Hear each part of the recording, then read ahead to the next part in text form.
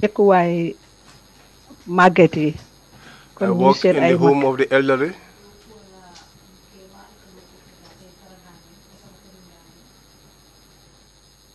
What is your nationality?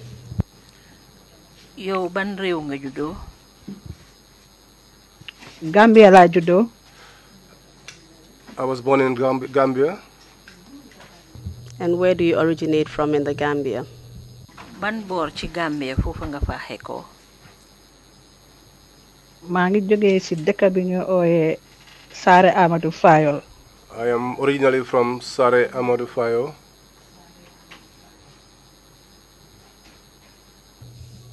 Can you tell us what your date of birth is? Ndax di ñu mën a wax ban bés ak ban weer ak ban at nga juddu? maa ngi juddoo fukki fan ak benn ci weeri March. On the 11th of March. ci atum junne ak juróom-ñeenti téeméer ak juróom-ñaar fukk ak benn. 1971. When did you leave the Gambia? Kañ nga bàyyeekoo Gambia fii? February 2005. February 2005. Can you just tell us under what circumstances you left? Ndax di ñu mën a wax ci yan anam nga bàyyeekoo fii Gambia dem? waaw dama bàyyi Gambia pour ñëw fekk fi ci suma jëkkër. I left the Gambia to join my husband.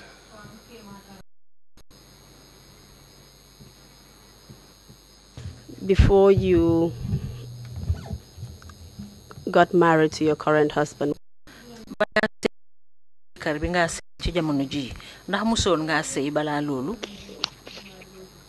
Wow. Yes.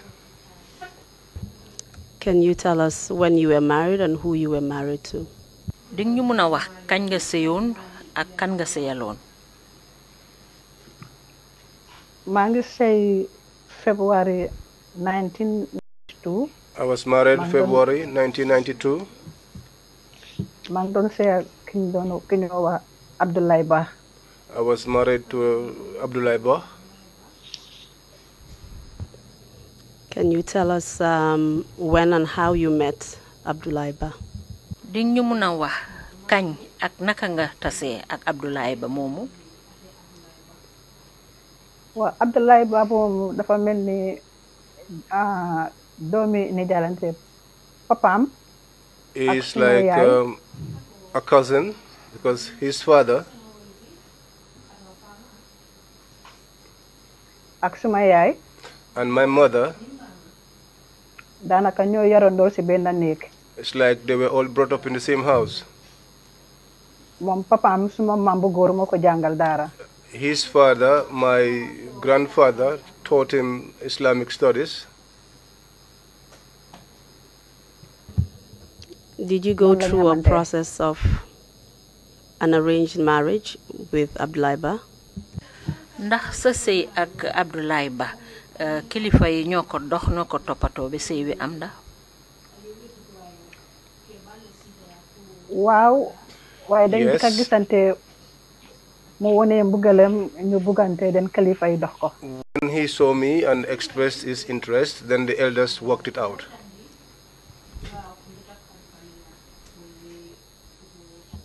Do you know anything about his educational background and his professional background?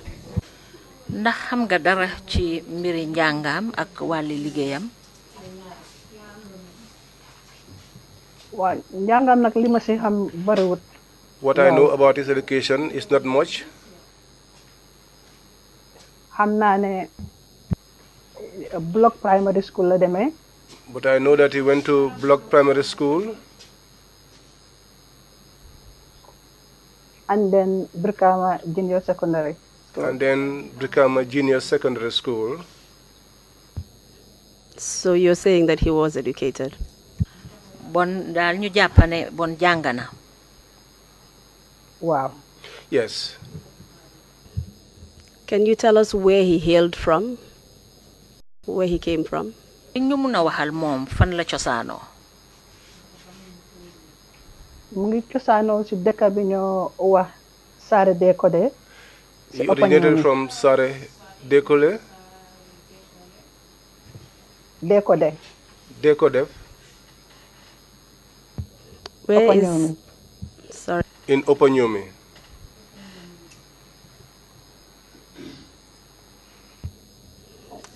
Can you tell us what his rank was, or perhaps can you tell us what his professional background was? Where was he actually working at the time you met him? Ndax di ñu mëna wax jamono bi nga xamanté ak mom fan la nekkon di liggéey? Jamono bobu mu ngi nekkon di liggéey ci soldaria bi mu nekkon. At the time he was a soldier. What was his rank and where was he deployed? Ban ma xama la amé won ak fan lañ ko ebalon pour muy fa liggéey? Sergeant la won. He was a sergeant. Yundum Barracks. And he was posted at the Yundum Barracks. Was Abdoulaye known by any other name? Abdoulaye Ba mi ndax xamé won nañ ko benen tour bu outé ak Abdoulaye Ba? Abdoulaye Ba rek la ko xamé xana nickname bu amone by Abdoulaye Ba. Hana nickname bu amone ci army bi. But he had a nickname in the army. Can you tell us what this nickname was? Di ñu mëna wax tour biñ ko daan oyé lan la? Ñu ko daan oyé chopping. They used to call him chopping. Can you please tell us how he got that nickname and what that nickname meant? Ndax di ñu mëna wax naka la amé tour bobu ak tour bobu lan la tekki?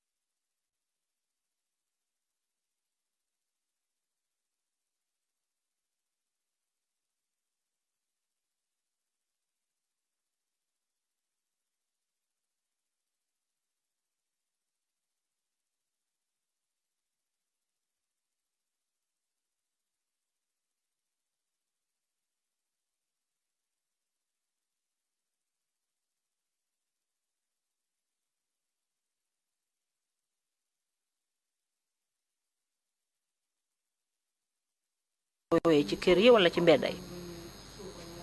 Dédé ci soldat bi rek la won. No, it was only within the soldiers. After you got married to Abdoulaye Ba, where did you live with him? Gannaaw bo seyé ak Abdoulaye Ba, fan nga dëkkoon ak mom? Ma ngi dëkkoon ak mom sen family kër bi Brikama Ñambaay. We lived in his family compound in Brikama Ñambaay. And can you tell me who you lived with at the time, apart from him? Did you live with any other members of his family? Léegi ndax di ñu mëna wax bi nga dëkkee ak Abdoulaye Ba ndax am na ñeneen yoo leen dikkandoo lu utee ak moom rek? Waaw ñun yëpp ñoo dëkkoon moom yaayam papaam rakam yu góor yi. Yes, all of us lived together. His father and the mother and the younger siblings. You mentioned that when you got married, Abdoulaye Ba was a sergeant. Was he promoted at any other time before 1994 whilst you were married with him? wax nga ñu ne bi nga sey Abdoulaye Ba sergeant la woon ndax amoon na benn jamono boo xam ne yokka nañ ma xamaam ci jamono bi nga sey moom. Wow. Yes. amoon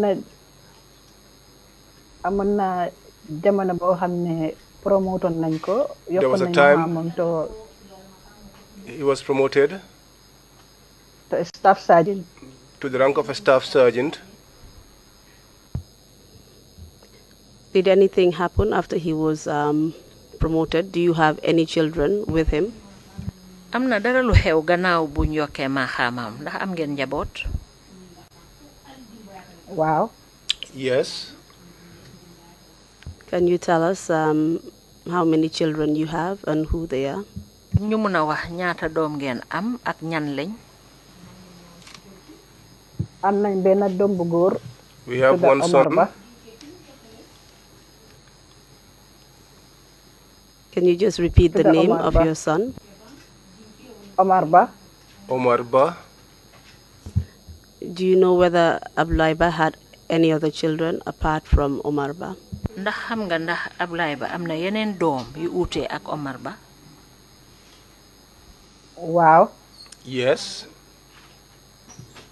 Can you please go on and name what children he had, if you know?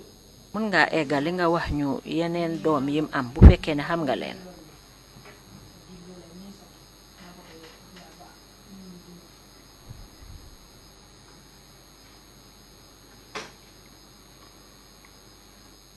Madam Witness, can you hear us? Did you hear the question that was posed by the interpreter? Seede bi yaa ngi dégg laajte biñ la laaj ndax yaa ngi ko dégg?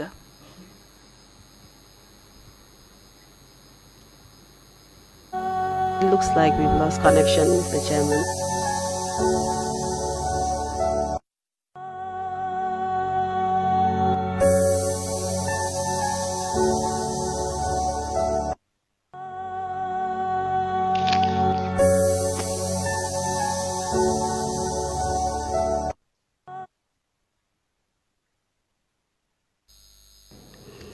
Hello, Madam Witness, can you hear me?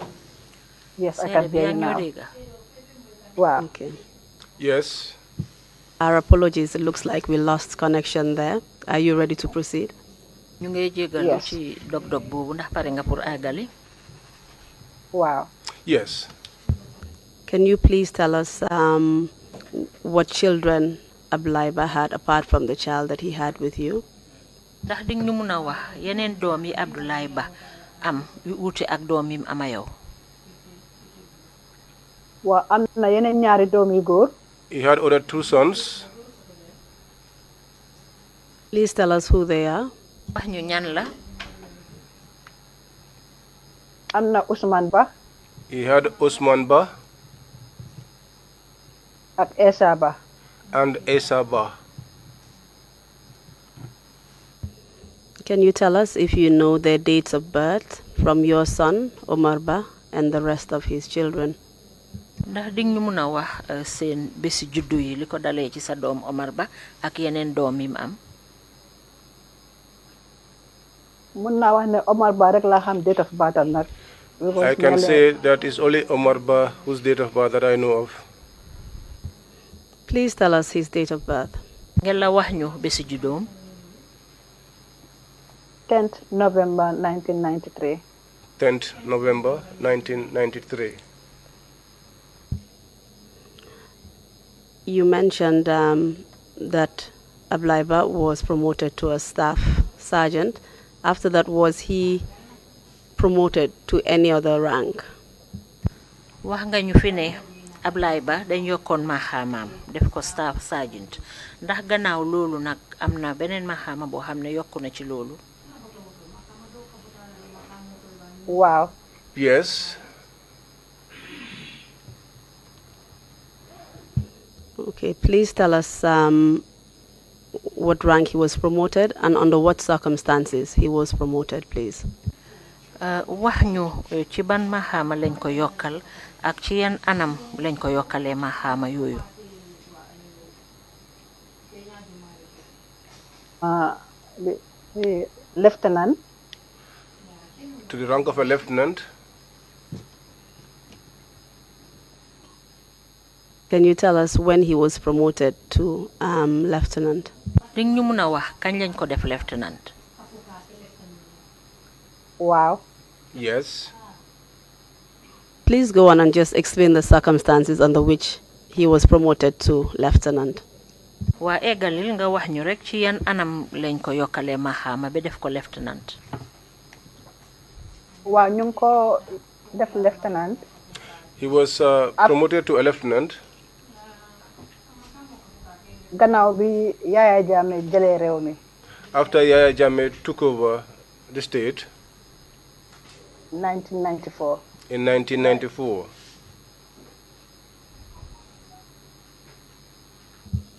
Was that on the 22nd day of July 1994? Ndax lolu bési ñaar fukki fan ak ñaar la ci wéru July 1994. Gannaaw July 22nd, 1994 la. That was after the 22nd of July 1994. On the 22nd day of July 1994, which is the day of the coup d'etat, where were you? Bési ñaar fukki fan ak ñaar ci wéru July 1994 muy bés bi nga xamné moy won bési coup d'etat bi fi ci biir réew mi fan nga nekkoon? Maa ngi woon Dakar, Senegal. I was in Dakar, in Senegal. Can you tell us if you did anything on that day? For example, how did you hear about the news of the coup? Dañ ñu mëna wax lan nga def ci bés bobu ci misal dal naka nga déggé xibaari coup d'état bobu? Bés bobu nonu amna suma benn mag. On that day, I have one of my elder living in Dakar. Koku dafa ñëwoon ci kër bu ma daloon ma suma yaay. That elder came to the house where I was staying with my mom. Mu wax ma ne Gambia de tey soldat yi dañ jël réew mi ndax yëg nga ko. And told me that the soldiers have taken over the country in Gambia, if I have heard about that. Ma ne ko déedéet so I said no. ñu ci lañ ubbi télé bi dañ ñu gis ñu ko wax ci news bi. So then we switched on the television and we saw the announcement being made.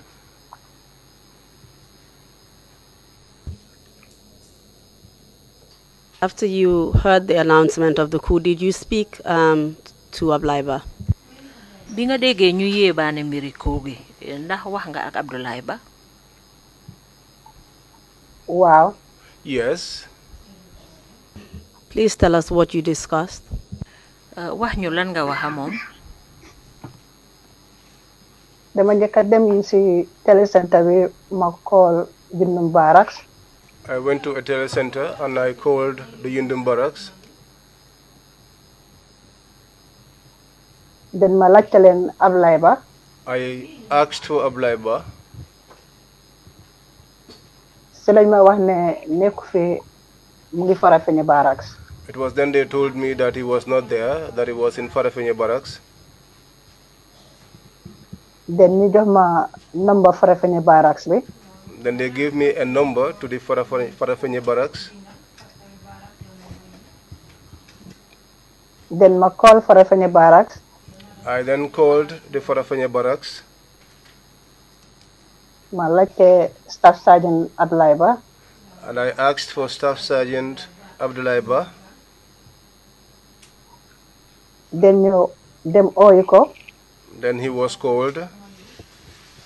Ma wax ak moom. And I spoke to him.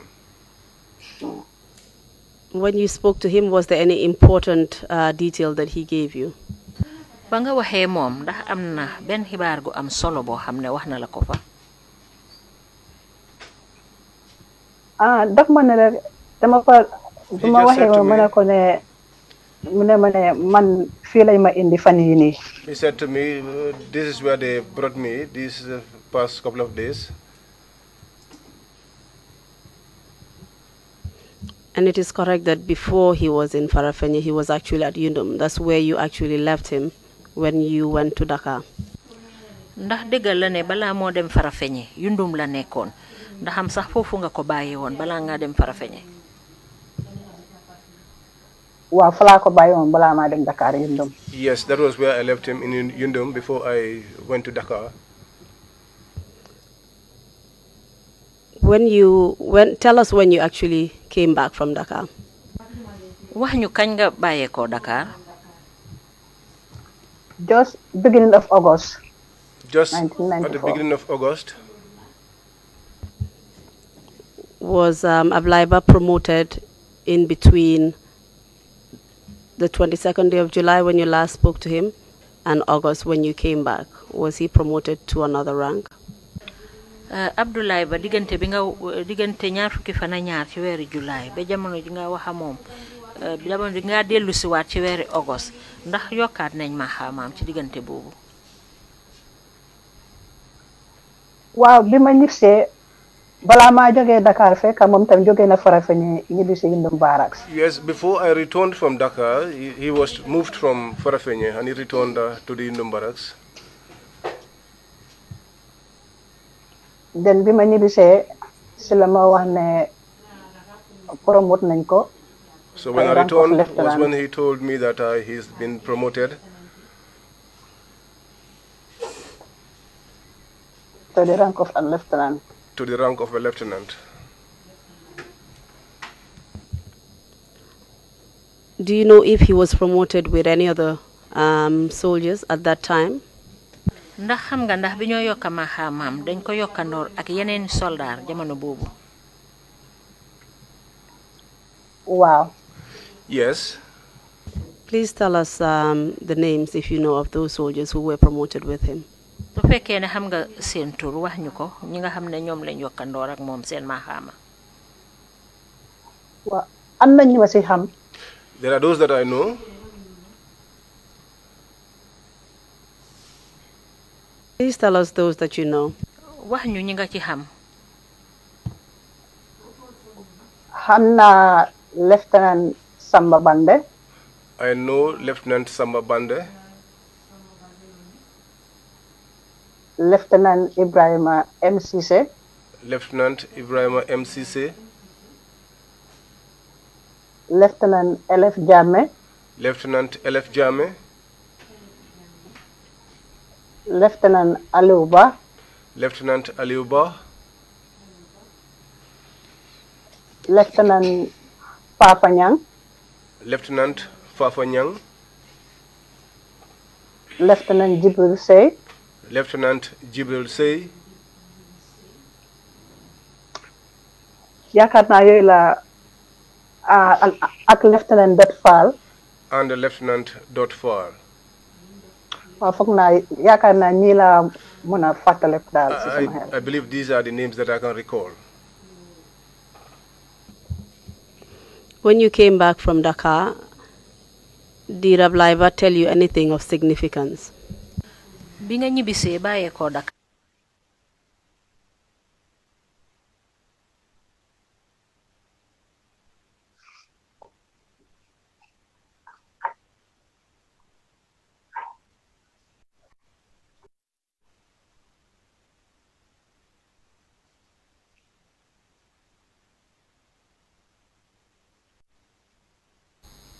Hello, Madam Witness, can you hear us? Waa maa ngi dégg léegi. Yes, I hear you now. Can you tell us if anything happened in August 1994? Ndax duñ ñu mën a wax ndax am na dara lu xew weeri August 1994. Waaw amoon na jamono boo xam ne si weeri August. Yes, there was a moment in the month of August. Mus na maa wax ne Yaya. He once said to me that Yaya Jammeh mu ngi ñëw si camp bi. Was coming to the camp. Pour meet officers yi. To meet the officers. Ak seen jabar yi. And their wives. Mu ne ma ndax di nga mën a ñëw yow tam ba fekkee ko. He asked if I could be present. Did you attend that meeting? Tewe won nga ndaje boobu. Wow. Yes. Can you remember what day it was? Mun nga fàttali ko ban bés la woon. Unfortunately, nag jàpp ma woon bés bi nag fàtte naa. Unfortunately, I cannot recall the date. Please go ahead and tell us what happened on that day. Léegi bon eggalil nga wax ñu lana xewoon ci bés boobu. Waaw bés boobu xëy naa suba dem ci camp bi. That day, I rised up early and went to the camp. ñëw naa tel naa ñëw nag ma dem toog ci néegi Sergeant Lysen.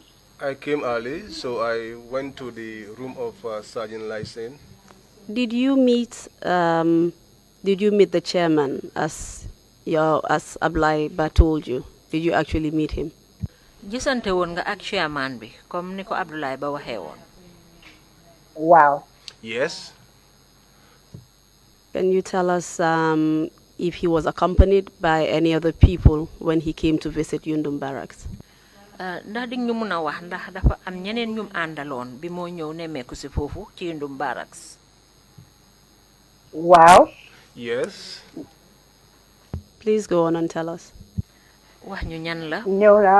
ñëw na ak yeneen council members yëpp. He came with other members of the council.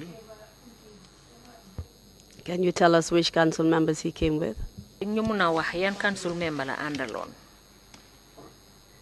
mu ngi àndoon ak Sana Sabally. He came with Sana Sabally. Was that the vice chairman at the time? moo nekkoon vice chairman bi jamono boobu. Wow. Yes. àndoon na Lieutenant Edward Singate. He came along with Lieutenant Edward Singate. ak Lieutenant Sadibou Haidara. And Lieutenant Sadibou Haidara. ak Lieutenant Yankuba Touré. And Lieutenant Yankuba Touré. ak yeneen army officers. And other army officers. Can you tell us which officers and their wives were present on that day? Ndax di ñu mun a wax it yan soldaar ak seeni jabar ñoo teewee woon ndaje boobu bés boobu. yeneen bari soldaar yam fa woon nag waaye man ni ma si xaloon na miin tuuti ak ni ma si fàttaliku moo nekkoon. There were wives of officers there, but the ones that I can recall. mooy Tollel Jeng. Was Colonel Jeng. No, Tollel. Tollel Jeng. nekkoon jabari Sergeant Lysen. Was the wife of Sergeant Lysen. ak Mambay. And Mambay. jabari RSM Faye. Wife to RSM Faye. ak ñeneen waaye ñaar ñi moom comme que dama leen miinoon ñoo toogoon. And others, these two happen to be people that I was used to, so we sat together. These were the wives of the officers that you named. Were there any other officers present that you can name? ñii ñooy jabari soldaar yi nga wax ndax am na yeneen soldaar yoo xam ne mun nga maa limal ñan la ñoo xam ne ñoom it ñu nga fa woon. waaw am na yeneen soldaar yu fa nekkoon nag. Yes, there were older soldiers present. Kindly tell us their names if you remember. wax ñu seen tur bu nekkee mun nga koo fàttaliku. gis naa fa ku mel ni Lieutenant Samba Baldewaaj. I saw. gis naa fa. Lieutenant Samba Balde. gis naa fa Lieutenant Jibril Sey. I saw Lieutenant Jibril Sey. gis naa fa Lieutenant Aliou Ba. I saw Lieutenant Aliou Ba. LF Jammeh. LF Jammeh. Lieutenant Fafa Nyang. Lieutenant Fafa Nyang. Lieutenant Dot Fall. Lieutenant Dot Fall. Lieutenant Jibril Sey. Lieutenant Jibril Sey. ñu bari daal. Many others. Can you just tell us in general whether most of these officers who were present on that day had recently been promoted after the July 22nd coup? Ndax dig ñu mëna wax ndax ñoom soldat yooyu fa teewoon yépp ci bés boobu ñoom bokk nañ ci ñi nga xam ne dañ yokk seen maxaama yàggu da gannaaw bu coup d'état bi amee.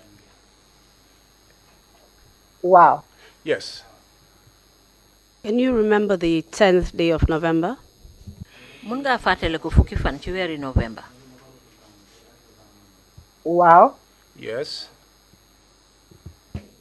Can you tell us what happened on that day? Dig ñu mëna wax lana xew ci bés boobu. Wow, bés boobu de ci suba. In the morning of that day. About 6:30 ci suba. About 6:30 in the morning. Ablaye Ba pare na pour dem liggéey. Ablaye Ba prepared to go to work. Si la ma wax ne maa ngi dem liggéey waaye tey duma ñëw dama fanaan ndaxte ma nekk duty si gàttoon bi. It was when he told me that today I am going to work but I shall not return. I'll spend the night because I will be on duty. Mu ne ma ba pare waa tey la Omar am 1 year. He also said to me because today is when Omar is 1 year old. Mu ne ma dinaa dem Nemakunku si bëccëg. He said to seeti me, ko. I will go to Nemakunku in the afternoon to visit him. Pour wisaale ko happy birthday. To wish him a happy birthday. Omar was your son. Omar Is that correct? Non la. Wow. Yes. Did he eventually leave the house? Ndax bàyyee ko woon na ci néeg ba nag dem gannaaw bi. Waaw, ndaxte dafa am benn military jeep bu ko jël si woon. Yes, because he was picked up by one military jeep. Did you see him go off? Gis nga ko bi moo dem. Waaw, ndaxte topp naa ko ba si bunta bi. Ma Yes, taxaw seet ko ba mu dugal I seen. followed him up to the door and I stood there and I saw him get into the vehicle. Ba pare ma weef ko. And then I waved him. Can you tell us where he was going? Dig ñu mëna wax fan la doon dem. Daf doon liggéey. He was off to work. And where was that? Fan la doon liggéey ji. Yundum Barracks. Yundum Barracks. Did anything else happen on that day after Ablaiba left for work to Yundum Barracks? Am na leneen lu xew ci bés boobu gannaaw bu Abdoulaye Ba demee lu xew ci Yundum Barracks. Mën nga bamtuwaat loolu. Can you repeat that question? Laajte bi. Mu ne Can you repeat that question? mu ne ndax am na leneen lu xew gannaaw bu fa Abdoulaye Ba bàyyeekoo ndax am na leneen lu xew foofu ci Yundum Barracks bi. Madam Interpreter, that was not my question. Madam Witness, the question is, did anything else happen on the day after Ablaiba left for Yundum Barracks? Mu ne ndax am na leneen lu xew ci bés boobu gannaaw bu Abdoulaye Ba bàyyeekoo Yundum Barracks. Lu xew rek mooy daf ma waxoon ne si bëccëg dina dem suñu kër Nemakunku dem seeti Omar. What happened was that he told me that in the afternoon he will be going to our house in Nemakunku to check on Omar. Do you know if he eventually got there? Did he see Omar? Xam nga ndax eggoon na fa ndax gis na Omar. Waaw, demoon na. Yes, he did go. Please tell us what happened when he went to visit Omar. Did anything unusual happen? Ngel wax ñu lan moo xew bam demee seeti Omar ndax am na lu fa xew loo xam ne daal daanut faral di am. Waaw bi ñëwee na ñu ne mu fa eega boori takusaan. He said he went there around evening time. Fala dem na foofu at that time seeti Omar ama moom time jullee fa takusaan añ. I had some time with Omar, ate lunch there. Then mu nekk fa ba boori 6:30. He was there until around about 6:30. towards 7. Towards 7. That was when he announced that he was departing home. Then Omar lonkus tankam bi di joy mu ne bum dem. Then it was narrated that Omar held onto his leg and was crying. Legi ñu ne mu joy joy bu metti. They said he wept bitterly. Then ñu ne papaam woné ko téye ko. Then his father held him. Mu ñew fop ko. He put him on his laps. Please take your time. Dalal rek dalal.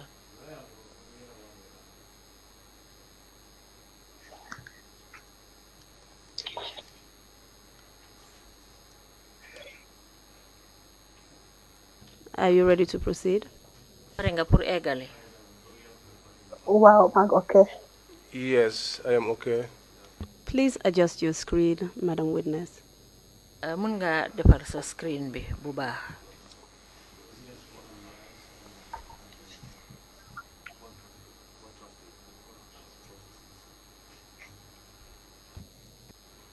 Okay. Please proceed. Égalil. Wa ñu ni sila Omar téye ci tankam bi di joy joy metti pour hold on to his leg and was crying. Buguton papaam dem. He did not want to let go of his father. Then suma brother bu nekkon ci kër bi Yunus. Then my brother who was in the house, Yunus, mu ñew nax Omar be jël ko ci loxo papaam. Came and cajoled Omar and eventually took him away from his dad. Then papaam génna. Then his father left out of the house. Omar commencé wa di yuhu metti.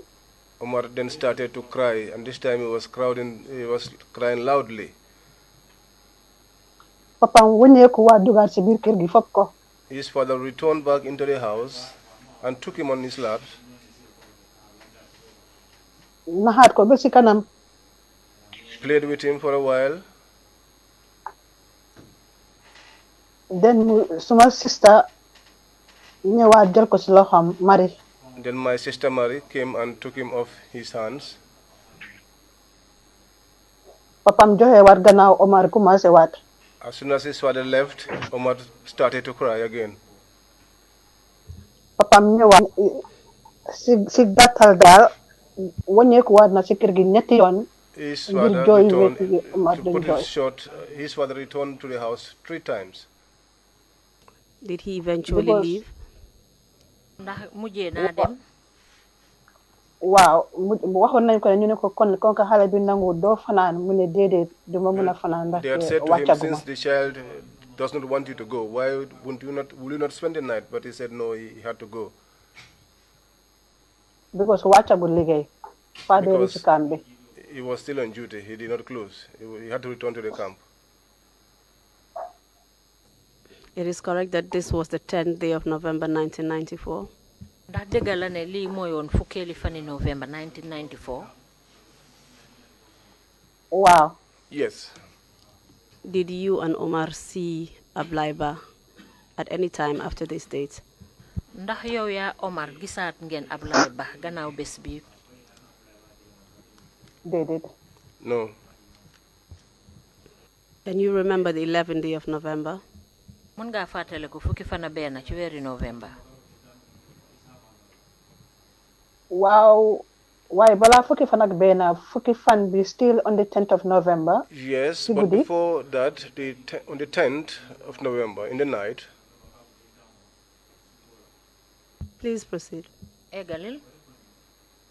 Ñaari soldaar ñëw nañ suma kër. 2 soldiers came to my house. Ñu fëgg suma bunta bi. They knocked on my door. Ñu ne ma ne Lieutenant Ba moo leen jooni. They said to me that they were sent by Lieutenant Ba.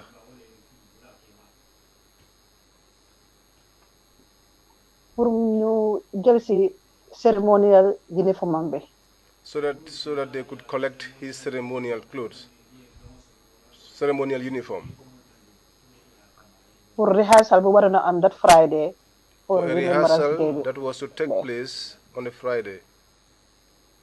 For Remembrance Day, we were on Sunday. For the Remembrance Day, which was to take place on the Sunday.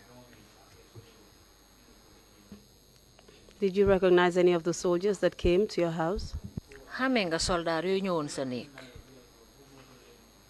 Did it? No. Was it usual for Ablaiba to send anyone or any soldiers to collect anything from the house? Ndax Ablaiba dinay faral di yónni soldat wala yónni ni daal pour mu ñew jël ci dara ci nek bi? Did it? No. To collect. He's never done that. Please tell us what you did next. Waaw léegi wax ñu nag lan nga def gannaaw loolu. Waaw bi ñëwee ñu wax ma loolu. So when they came and told me that. Fekk maa ngi woon si néeg bi di waxtaan ak jarbaatam rakam ak jabari rakam. At the time I was in the house talking with his nephew and the younger sister. So noonu laa duggee suma nekk ubbi suma armol génnee uniform. So that's how I got into the house, opened the cupboard and brought these ceremonial uniforms. Ak dala. And the shoes.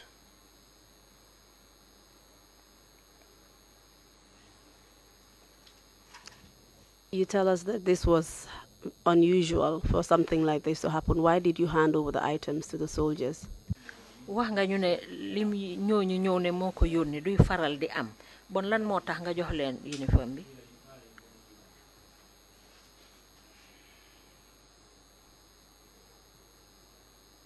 Madam Witness, are you still there? Seede bi yaa ngi fa yaa ngi ñoo dégg. Are you still there, Madam Witness? Yes. Can you hear us now?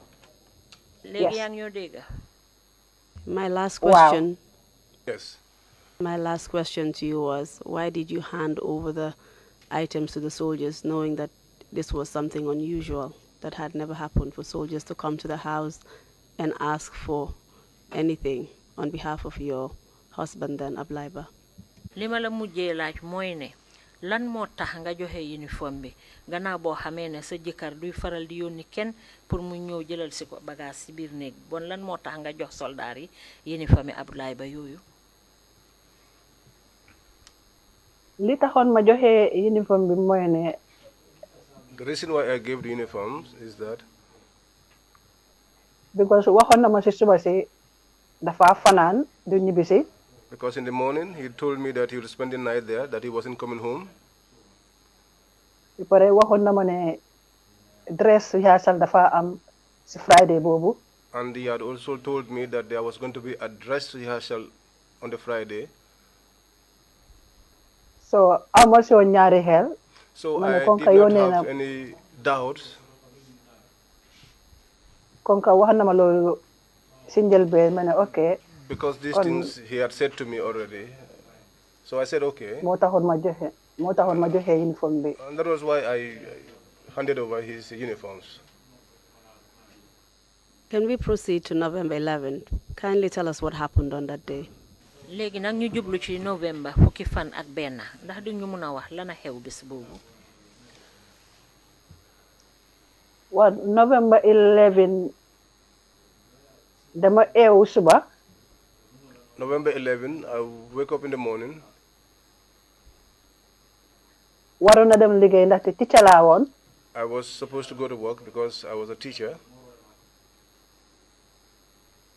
Waaye dama eewu mel ni ku feebar. But I woke up and I felt like sickly. Then ma ne tey moom duma mën a dem liggéey suma yaram bi neexuma bu Then I baax. said to myself, today I will not go to work because I'm not feeling all that okay. Waaye ma so ma gis ne ba pare mu ngi wax di dox comme parewut a taxaw daal pour. So as he was speaking to me, he was walking along. It appears to me that he did not want to talk to me. Then bu mu joxee gannaaw. So when he went and gave me his bag, then ma am suma xel tey daal si lu ma wax. so my mind was disturbed about what he said. It said to me. Then ma ne ok foog naa li ma def mooy xaaral ma dem si barracks bi. I said then now I think what I have to do is to go to the barracks myself. Did you eventually get to the barracks, and what happened when you did? Demoon nga ci barracks bi ak su fekkee ne dem nga la na fa xew. Waaw demoon naa si barracks bi. Yes, I went to the barracks. So noonu laa jaadlee tali bi rek duga moto. I can still remember living la woon GPTC mini bus la woon. I crossed the road and got into a GPTC minibus. Ma ne ko ne Yundum laay dem mu ne ma $2 ma duga. I said to him that I was going to Yundum and he charged me $2 and I went in. So bi ma dem nag maa ngi dem rough because nekkuma woon suma boppa te jóguma woon ne pour dem si camp bi dama jógoon rek pour dem téléphoner. When I went rough because I did not prepare, I did not plan to go to the camp. I only intended going to the boat. So I was roughly dressed.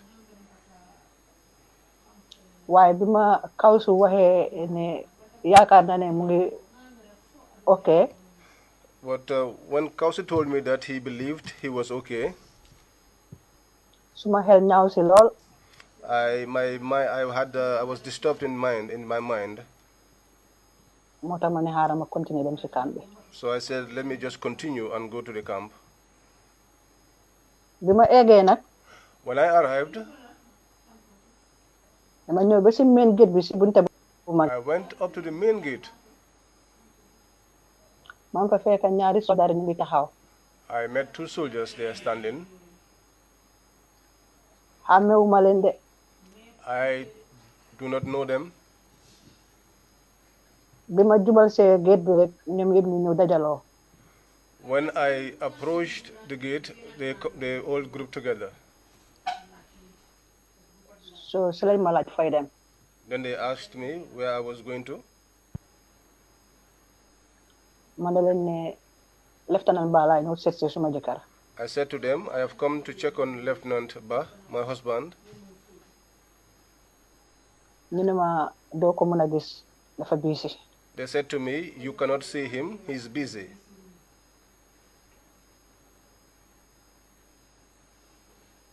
Did you notice anything about the environment or atmosphere at the camp? Can you kindly describe what you noticed? Ndax seetlu nga dara ci ni nga xam ne noonu la camp bi meloon su fekkee ne seetlu nga fa dara wax ñu naka nga seetloo béréb bi bés boobu. béréb bi nag nit ñaa ngi fa bari moto yaa ngi bari. There were many people, there were many vehicles.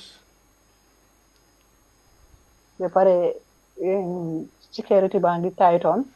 And secondly, the security was tight.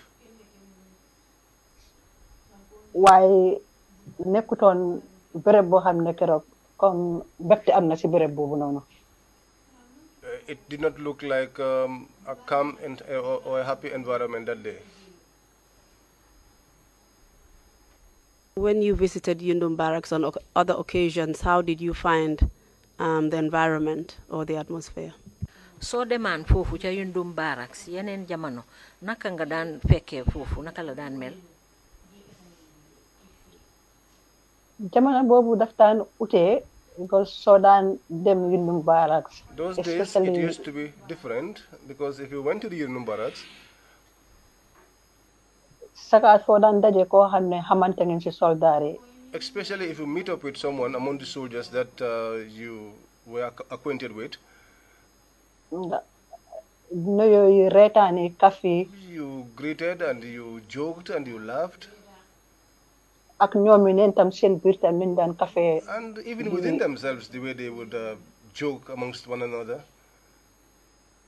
soo daan dugg si bara dang daan xam ne fii moom naka la ti jàmmaa fi nekk. In those days, when you got into the camp, you would notice that this is a peaceful place.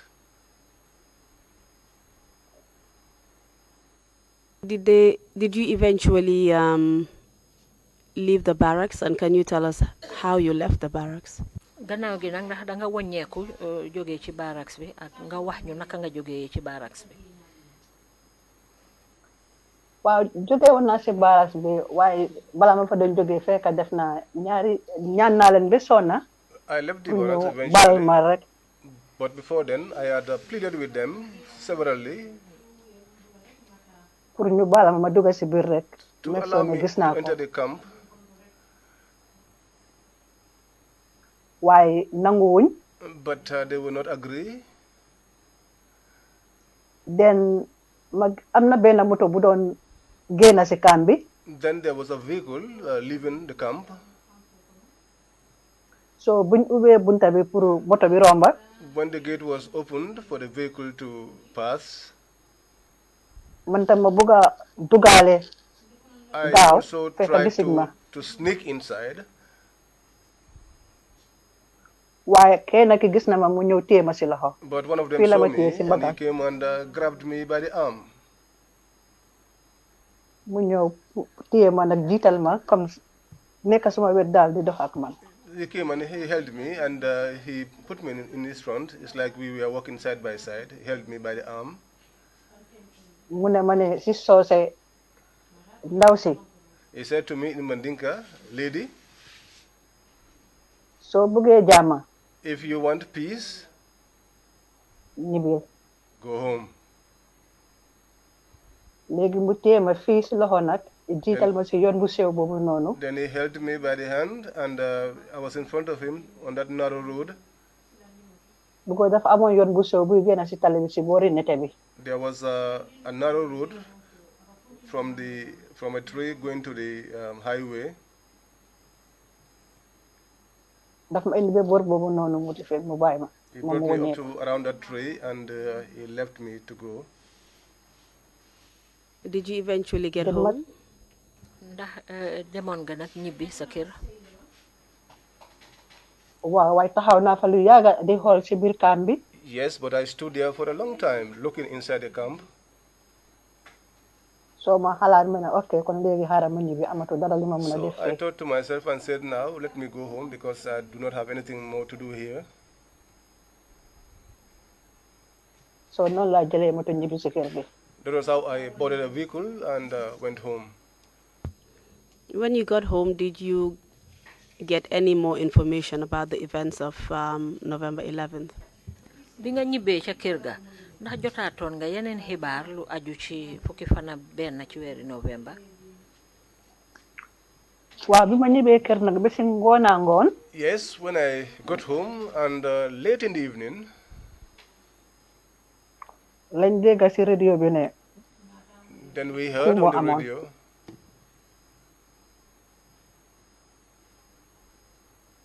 Ne coup moo amoon coup d'état. That there had been a coup d'état. Den ñu ne am na ay soldats yu fa ñàkk seen bakkan. And it was announced that there were some soldiers that lost their lives. Den si laa dégg ñu tudda Tuuri Basiru Baro. That was when I heard Basiru Baro's name being mentioned. Ak Dot Fall. Ak Lieutenant Dot Fall. Lieutenant Dot Fall. Ak Lieutenant Fafa Nyang. And Lieutenant Fafa Nyang. Ak Lieutenant Jibril Sey. And Lieutenant Jibril Sey. At this point, did you think your husband was alive or not? Jamono boobu nag ndax xalaatoon nga ndax sa jëkkër a ngi dunda wala dundut. Jamono boobu amoon naa yaakaar ne mu ngi dunda. At that time, I dégguma ñu wax turam. Hopeful that he was still alive because I have not heard his name being mentioned. Waaw sa ñu rey. Amongst those that were killed. Can you tell us what happened the next day, which was the 12th day of November 1994? Di ñu mën a wax lan moo xew nag ca ëllëg sax di fukki fan ak ñaar ci weeri November 1994. Wow, the same thing rek dama ewaat nekkaat di téléphone. Yes, the same thing. I woke up and continued making telephone calls. Did you get anywhere with the telephone calls? Ndax amoon nga dara nag ci telephone call yooyu nga xam ne yaa ngi ko doon def.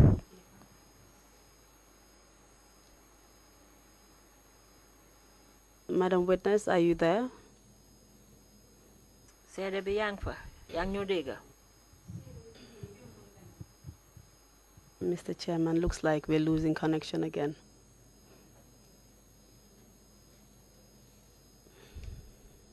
Madam Witness, are you there? Yeah. Seede bi yaa ngi fa yaa ngi ñoo dégg. Wa ma ngi leen a dégg léegi. Yes, I hear you now. Can I have a response to the last question I asked you? Did you get anywhere with the phone calls on that day? Di nga mën a tontu laajte bi ma la mujjee laaj nag ndax oote yi nga doon def ci téléphone bi na dara fa xeekoo na ci. Dara. Nothing. Même kii bi da lañ ma daan jot tontu bi mu ngi busy. The same answer I have been getting, that he's busy. What about the next day, the 13th day of November, which was supposed to be the Sunday of the Remembrance Day, Remembrance Sunday rather? Naka ca ëllëg sa nag di fukki fan ak ñetta doon bési dimanche bi nga xam ne nag ci lañ doon waajal match boobu nga xam ne moom lañ waroon a def pour fàttaleku bakkan yi rotoon ci xeex ba. Waa dimanche boobu nag.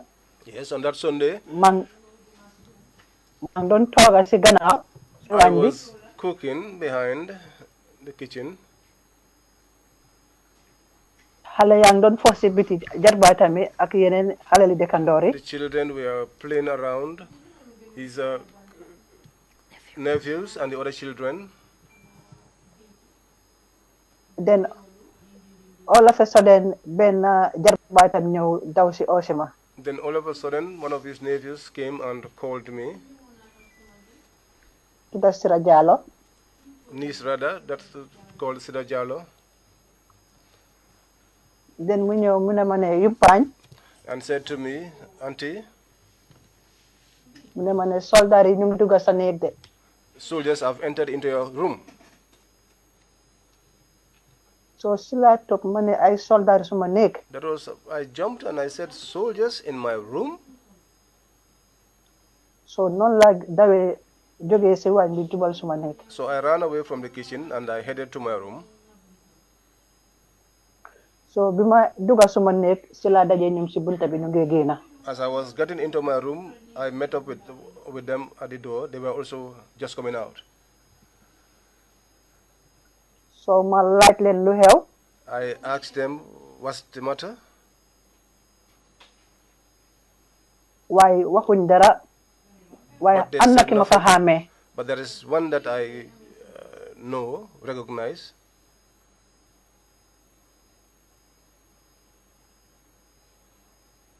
Can you tell us who you recognized and if you had any exchange? Di nga mën a wax kan nga ci xàmmee ndax wax nga moom. Waaw xàmmee woon naa si kenn ki ñu ooyee Sergeant Jassy. I recognize Sergeant Jassy. Jassy moomu mu ngi woon si army band bi. Jassy was in the army band. From Faraba. From Faraba. Waaw moom rek laa xàmmee si soldaar yi. He was the only one I recognized from the soldiers. So ma oo turam ma ne ko Jassy. So I called him, Jassy. Ma ne ko Jassy lu xew. I said to him, Jassy, what's happening? Loolu naa ut. What are you looking for? Then mu wax ma si Olof ne bul worry du dara. Then he said to me in Wolof, do not worry, it's nothing. Do you know the first name of Sergeant Jassy? Xam nga Sergeant Jassy moomu naka la tudda? Déedéet. No. Man Sergeant Jassy rek laa ko xamee. I only know him by the name Sergeant Jassy. My apologies for interrupting. Please proceed. Galil, maa ngi jégalu ci li ma la dog. waaw si la gars yi ñëw ba si buntu kër gi. So they came up to the entrance of the house. So ñu taxaw. They stood there. ñoomi neen xam liñ doon di wax. Amongst themselves, I cannot tell what they were talking about. ñu jékki-jékki rek buddi daw. Suddenly, they began to run away. ñu dem towards Jamisa. They were running towards Jamisa. ba pare ñu ngi amoon seen gànnaay. And they were also having their guns. I got into my room. ma gis ni ma dugal suma biir cabinet ma gis ne ni ma bàyyi woon suma néeg bi fekkewuma ko noonu. I went into my sitting room and noticed that my room was not the way I left it. ma gis ne ñi am na luñ doon di seet. I noticed that these people, there was something that they were searching for. ma gis ne ñu ngi mel ni dañ ekkati woon suma éponge bi ci lal bi. It looked like they had raised my sponge. yëpp a ngi jaxasoon daal am na luñ doon di ut ci gàttal. Things were ruffled inside the room. It was obvious they were looking for something. Did you form any impression about your husband's whereabouts after you saw the soldiers searching for something in your house? Gannaaw boo gisee soldaar yi ñëw nag di visiter sa néeg noonu ndax jéem nga xalaat nag sa jëkkër moom fan la tollu. only xalaat bu ñëwoon si suma xel bi mooy ne. The only thought I had in my mind. ne xanaa kon Ablaye Ba dafa rëcc daw. It was that perhaps Ablaye Ba had escaped and ran away. loolu moo tax gars yi ñëw di seet di ko seet. That was the reason why they came checking. And therefore you formed the impression that he was still alive. Is that so? léegi mel ni ba tey daal yaa ngi jàpp ne mu ngi dunda du noonu. waaw. Yes.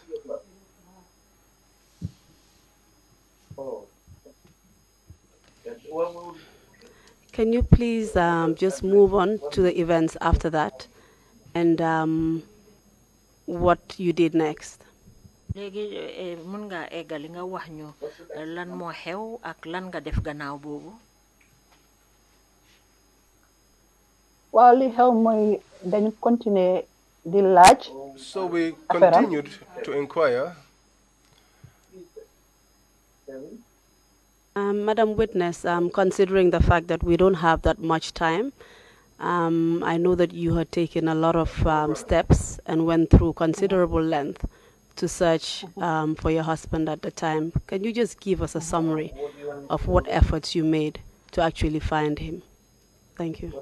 seede bi xam nañ ne amuñ waxtu bu bari te xam naa ne am na jéego yu bari yoo xam ne jël nga ko pour xam sa jëkkër ci yan anam la tollu waaye ndax di nga ko mën a tënk rek waxal ñu jéego yi nga def ba bi nga xamee mbiram naka la tollu. waaw laajte naa ñu bëree bëri. Yes, I asked so many people. am na benn bés boo xam ne benn xaritam tudda Ousmane Diallo ñëw na si kër gi. There was one day, one of his friends, Ousmane Diallo, came to the house. so ñu laaj ko ana Ablaye. We asked him, where is Ablaye Ba? mu ne ñu ne Ablaye Ba nag mu si camp bi waaye ñu ko téye.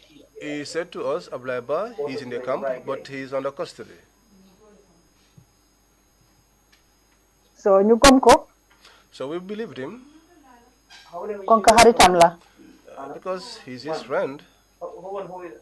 ba daf ko tuddee doomam bi. To the extent that he named the child after him.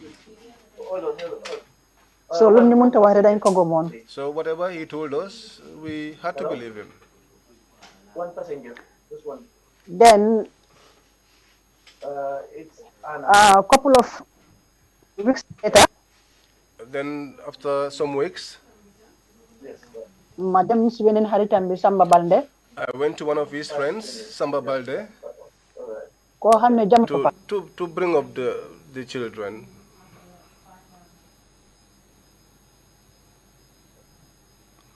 Was there any time in which you actually had to intervene to provide for any of the kids? ndax amoon na yenn jamono yoo xam ne yow ci sa bopp nag yaay jógal sa bopp nag pour dundal doomam yooyu noonu. waaw amoon na jamono boo xam ne maa ngi doon teach Brufut school. There was a time that I was teaching at the Brufut school. That was for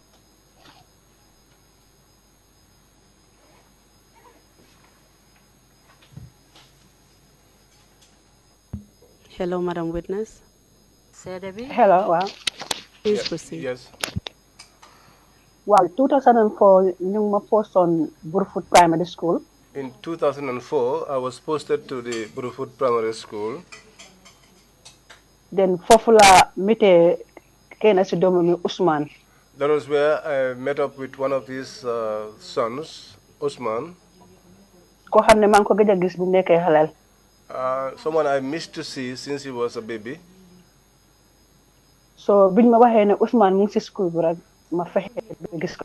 So when they told me that Usman was in the school, I made all efforts to see him. Then sila ko wax kan man may kan. That was where I revealed to him who I was. Then mané ko sa yo gënate bré ngay ñu jël ci lunch. So I said to him, each time you are out on break, come to me and collect your lunch money. So sila fexé be mu xamanté Omar. That was how I tried so that he comes to know Omar. Dama ko daan indi ci kër gi Nema Kunku. I used to weekend. Bring him to the house at Nema Kunku at weekends. Wa non la li fi ne be ma Can I Hello? Hello, are you okay? Hello?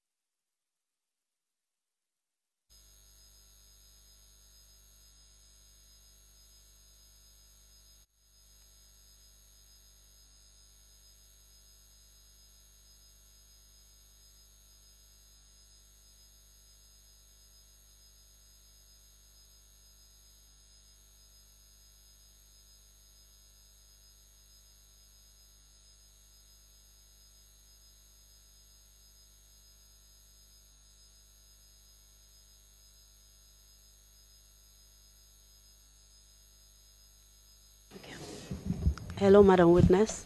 Hello, Madam Witness. Hello, say Debbie. Hello, my mic doesn't seem to be working. It is. Hello, Madam Witness.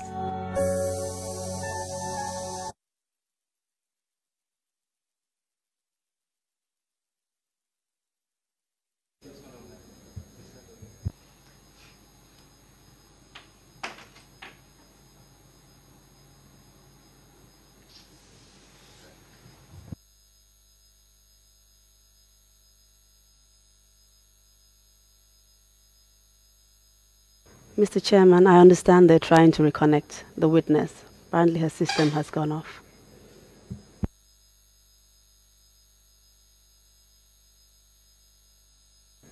We are at the tail end of her testimony. Thanks for that advice, Council. Well, let's just wait for the reconnection. Thank you. Thank you.